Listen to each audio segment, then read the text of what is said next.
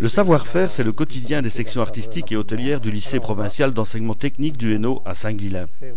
Pour le faire savoir, l'opération de l'art à la bouche reçoit le soutien d'artistes de renommée internationale. Dorothée Sels, créatrice parisienne de sculptures éphémères comestibles, y installe ses quartiers. Quand j'ai pris connaissance du projet, j'ai trouvé que c'était un projet extrêmement intéressant, puisqu'il marie l'art du goût, l'art de la table, l'art des métiers de bouche, avec les arts visuels et les arts plastiques, ce qui est mon cas. J'ai d'abord découvert cette salle avec une photographie que j'ai reçue par mail. Et j'ai conçu cette pièce en fonction de cet espace que je viens de découvrir aujourd'hui, qui est immense.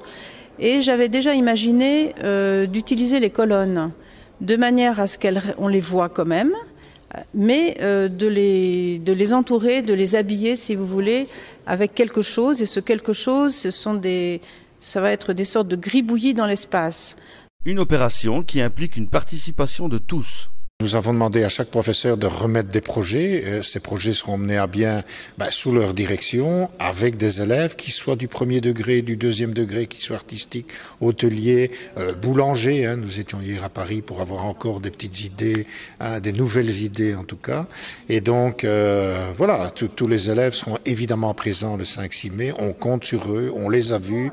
Ils sont vraiment enthousiastes à l'idée de pouvoir montrer ce qu'ils peuvent faire. Les élèves, je pense une vingtaine ou une trentaine d'élèves, vont travailler avec moi pour la partie du piquage de tout l'ensemble de l'installation. Les denrées utilisées seront des denrées ludiques.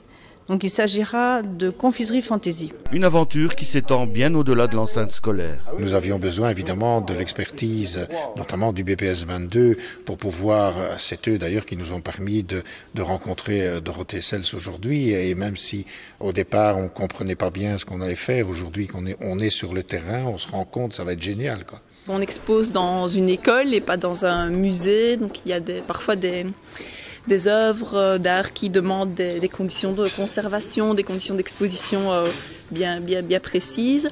Ensuite, on a sélectionné des artistes, certains de la région, d'autres, on a des artistes qui viennent de France, pour le côté ludique. On a souhaité que ce soit une promenade pour que les gens puissent s'arrêter chez tous les artistes, pouvoir discuter avec eux, bien connaître ce qu'ils vont faire, rencontrer aussi des élèves, parce que je pense notamment à Condorcet, qu'il y a des élèves où ils font faire des photos, etc. Eh bien, ces gens-là, clairement, vont pouvoir être là ce jour-là et expliquer ce qu'ils ont ressenti, ce qu'ils ont voulu exprimer à travers ce qu'ils présentent.